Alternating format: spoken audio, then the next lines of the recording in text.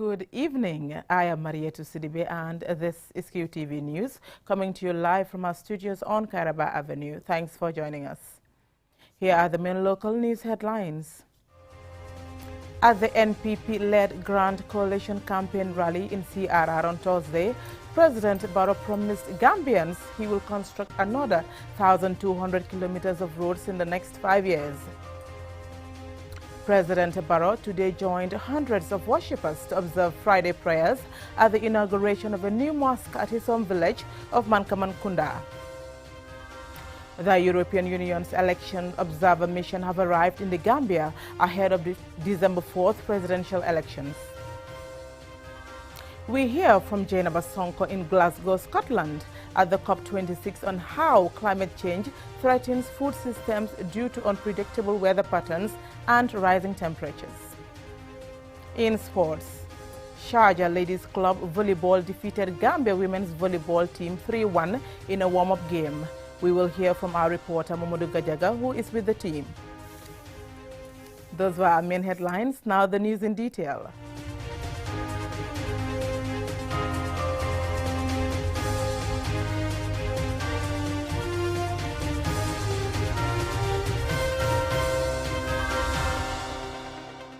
The NPP-led Grand Coalition campaign tour on Thursday night entered the Central River region, where President Barrow has promised Gambians that he will construct another 1,200 kilometers of roads in the next 5 years. Aliu Sisa reports. Large crowds welcomed the president at Nguyen Sanjal in the North Bank region, Kaur and Fas in the Central River region on day 3 of his campaign tour. President Barrow is seeking a second-term mandate from Gambians who voted in 2016. Addressing the political rallies, the NPP-led coalition candidate President Barrow informed the crowds of his plans to construct extra 1,200 kilometers of roads across the country to improve the road networks for easy access to communities. Currently, the government is constructing the Nguyen Sanjal Sarakunda Bambali Road and Kaur Jimbala roads in the North Bank region, among others. The president informed the cheering crowds that his government has constructed 600-kilometer roads in the last 4 years. He recognizes good road network as critical in the socio-economic development of the country. Now wa Saba Sanjala wa Gambia. So they not voted on the 4th of December 2021. First ena pour liggéey yoon yu bare ci biir Gambia bi yoon 600 kilometers la liggéey waaye maa ngi sas suma boppa dinaa liggéey 1,200 kilometers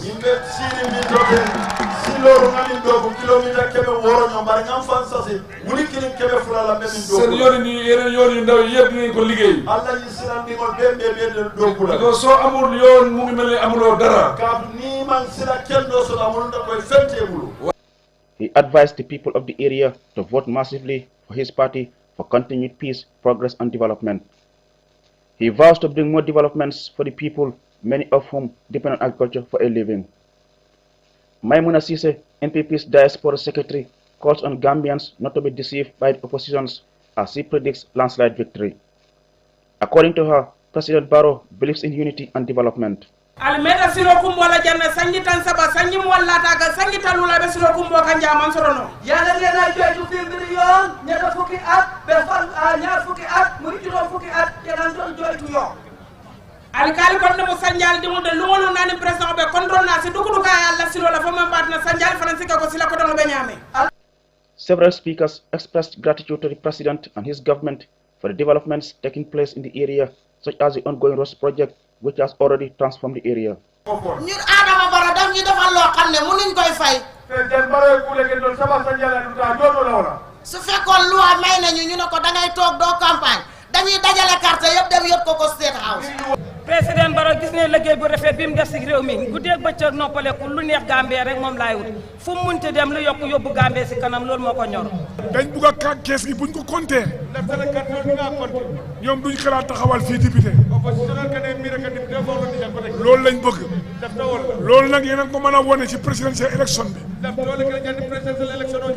gërëm naa leen Saalum sant naa leen gërëm leen lool siggil ngeen ma siggil ngeen réew mi te nag maa ngi leen di ñaan la leen Adama commencé mos rek la. They described the president as a man of his words who has fulfilled most of his 2016 campaign promises to them. They assured the NPP-led coalition of their readiness to give their fullest support on December 4th. Reporting for QTV News, I am Aliou Cissé. A new mosque was today, Friday, opened at the president's home village of Mankamankunda, where he joined hundreds of worshippers to observe Friday prayers. Aliou Cissé reports.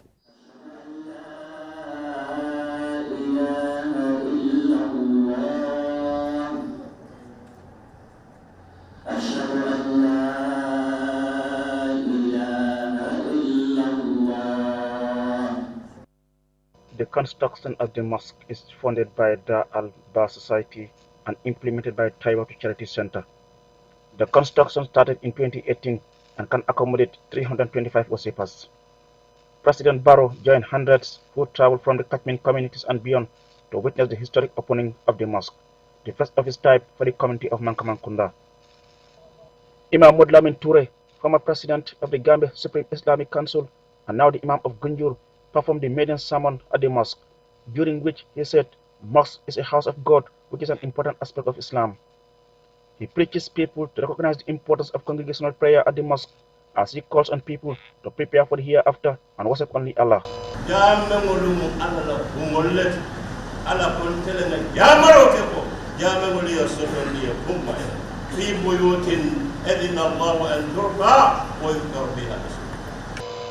The erudite scholar also reminded the audience of the importance of giving out charity as dictated by the religion. He commends the financiers of the mosque, which comes with huge reward from Almighty Allah. President Barrow thanked the project financiers and the people of Mankamankunda for the successful completion of the project. He describes it as a great boost for Islam. Neni jumo jube e balon ne ko yirwa balon pour dino e andu yirwa balon pour sato ñi andu yirwa balon fanan pour tundo ñi andu yirwa fanan pour Gambia. According to the president, efforts were underway before his presidency to construct a mosque at his village. However, an offer was made to construct this mosque in 2018. He calls on the people to accept what is ordained by God as he seeks the prayers of the people to meet the hopes of Gambians who voted him into office. Many at the inauguration, including Imam Abdullah Fati, Musa Dame, Minister of Lands, all welcomed the construction of the mosque. They preach oneness and unity among the people for sustainable peace and stability. It is hoped that the beneficiaries will take good care of the mosque and use it for the purpose it is meant for. A similar mosque is being constructed at the State House in Banjul, funded by Al-Bar Society and implemented by Taiwan Charity Center. Reporting for QTV News, I am Aliou Cissé. At the request of the Independent Electoral Commission, the European Union's Election Observer Mission have arrived in the Gambia, led by a European Union Member of Parliament, ahead of the December 4th presidential elections. Mamadou Lamin Chai reports. The European Union, for the second time, has deployed an observer mission in all regions in the country, comprising 16 long-term observers to analyze and assess the electoral process of the country. At the press conference, Norbert Neuser, an EU Member of Parliament from Germany, who is the chief of the observer mission, explains their mandate. Election observation mission mandate is to observe and be independent, neutral, impartial, with no interference. The presidential elections scheduled for the 4th of December this year are a significant test for the democratic process in the Gambia. The EU's chief of observer mission to the Gambia informs the press that part of its mandate is for a comprehensive assessment of the electoral process to give recommendations for future elections. We are observing the whole electoral process, the legal framework, the electoral administration, voter registration, nominations, campaigning, the conduct of the media and also social media, voting and counting, the tabulation of results, and electoral dispute resolution. The mission will comprise dozens of observers from 17 EU member states and Norway. On the day of the election, more EU members of parliament will join the observation mission. Long-term observers will have similar meetings in the regions. 16 of them, 8 women, 8 men, in teams of 2, have been following the electoral process in all 8 regions since last weekend. 16 short-term observers and 16 more locally recruited short-term observers will join us around election day. These members of the European Parliament will also join the observer team. In total, we will have around 70 observers and analysts. The observation mission has assessment criteria of the electoral process, among which include the degree of electoral impartiality shown by the IEC, degree of access for political parties and candidates to the media, and the conduct of polling and counting of votes. So we are over many years' experience, and it's the same framework we are using, we did in many other countries. Shortly after the elections, the EU Observer Mission plans to publish its initial findings and assessment to be followed by a final publication about 2 months later with recommendations to stakeholders, including how the electoral process can be improved. Mohamed Lamin Chai, QTV News. We will now go for a commercial break. When we return, we will have more local news stories. For the first time in the Gambia, under the visionary leadership of the National Livestock Owners Association, NALWA, Gambia Sheep Breeders Association, and Professional Sheep Breeders Association bring you the first ever private sector-led livestock show, Gambia Professional Ram Show 2021, from the 10th through to the 14th of November at the Abuka Livestock Showground. Chief Guest of Honor, the Honorable Minister of Agriculture, Madam Ami Fabure. Guest of Honor, Mr. Abukan from FENAFO and Adam all the way from Senegal. Chief Patron, the Honorable Lord Mayor of KMC, Mr. Talib Ahmed Bensouda. Entrance fee is face mask and sanitized hands. This event is sponsored by Uniglobal Animal Feed and the Small Ruminants Production Enhancement Project. Ana suma jeeg yu am classe mané ana ñu bëgg sanse goor yi ana ngeen mané ana ñu bëgg sen bop kay leen ma digal leen bitik bu toj Gambie ak adina la leen di wax té Wally Shop di bitik bu yëngu ci jaayu piece yu goor ak jigéen bitik bo xamné lepp lu démé ci piece yu baax piece yu toj piece yu am classe lu melni til jasner bazen ak brodé ak bépp xéti piece bo bëgg dama séti Wally Shop té lo leen xamul ci brodé bi Wally Shop dañ lay jaay wholesale ana jigéen yi jënd di jaay brodé dem leen séti Wally Shop ndax fofu rek nga ko mëna amé muy yomb ba bëgg di té lo leen ci xamut Wally Shop amul ci jaay piece rek dé dañ lay jaay ba paré ñu wala lu am classe té xolal bo mat la wut rek ñu lebal Wally Shop borom 24th 25th ak 26 December ana xalé Wally mba yéen ngi waajal mané dem leen séti Wally Shop ku ci bëgg am lu leer demal séti Wally Shop ci Beka Plaza Banjul wala nga dem Tipa Garage ci mall bi wala nak nga dem séti leen ci mall bu SBD Tropic ñu fa am boutique wala ngeen call leen ci 348 3604 wala 777 2617 Wally Shop for quality ak class doone ben. Sign Language Interpretation Service is proudly supported by the UNDP Accelerator Lab.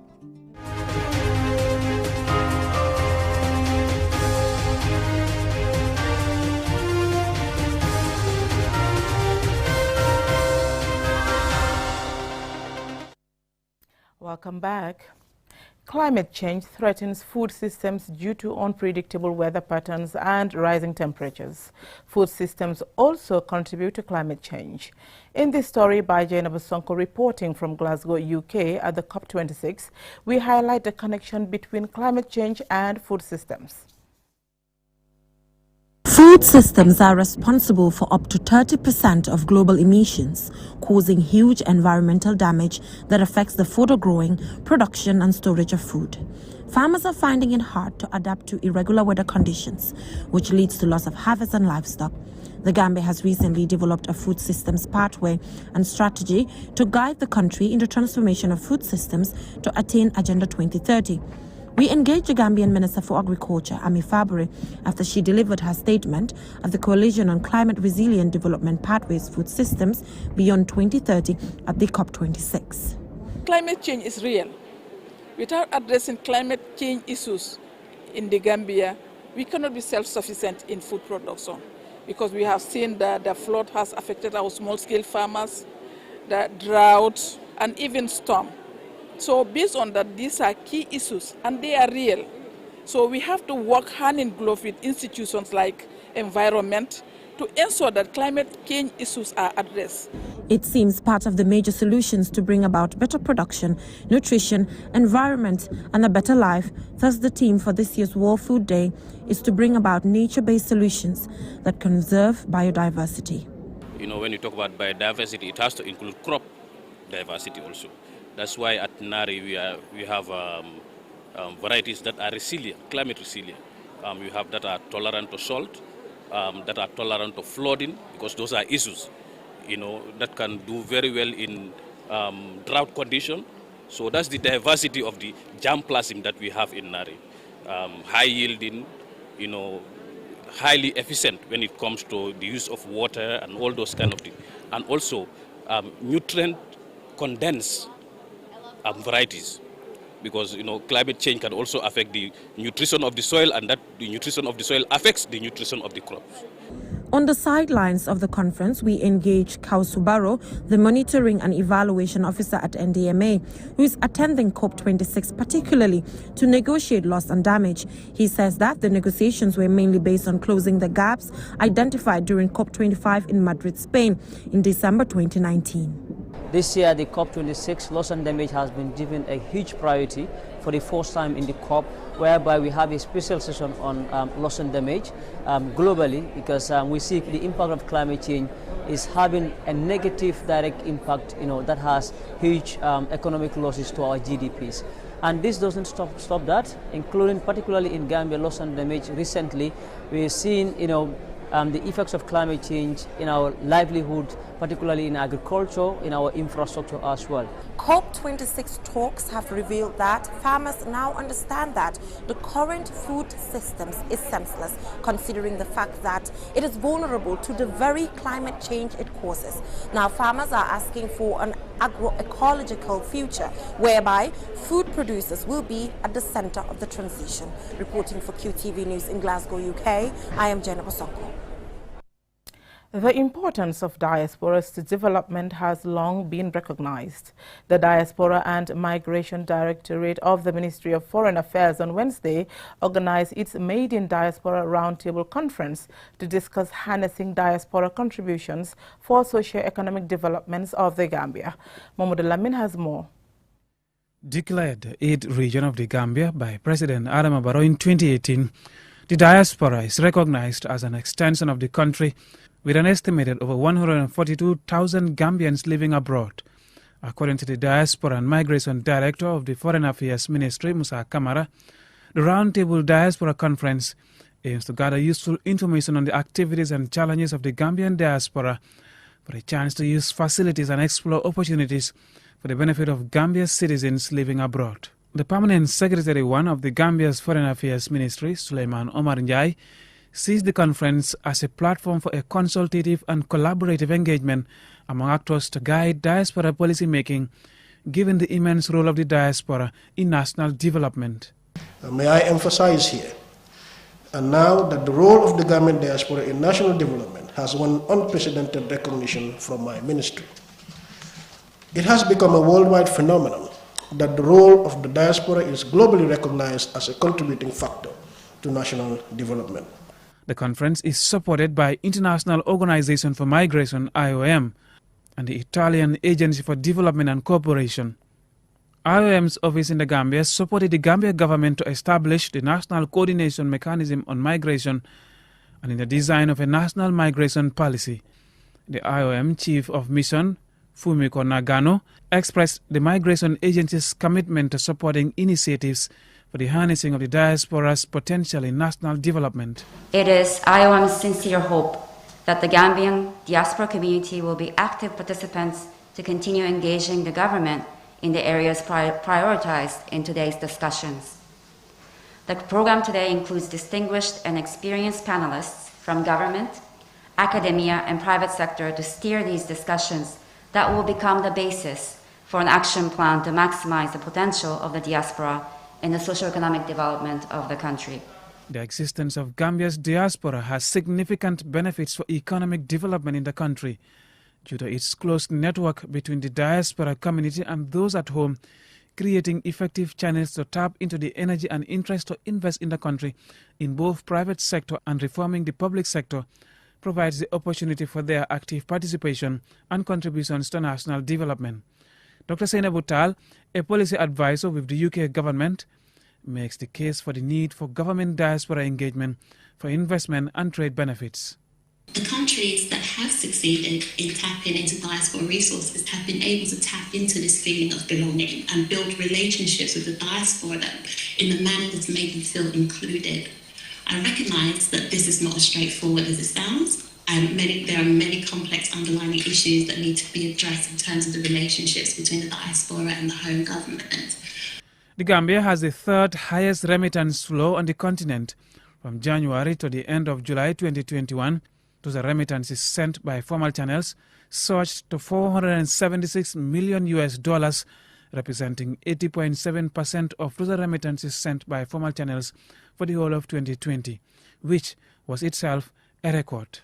The Gambia has a national development plan and national migration policy that highlights the need to enhance the role of the diaspora in national development and increase the diaspora's engagement in health, remittances, skills and knowledge transfer.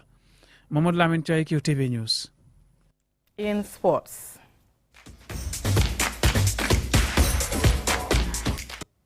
Sharjah Ladies Club Volleyball defeated Gambia Women's Volleyball Team 3-1 in a warm-up game at the Sharjah Women's Sports Complex on Wednesday night. Momodo Gajaga reports from Dubai.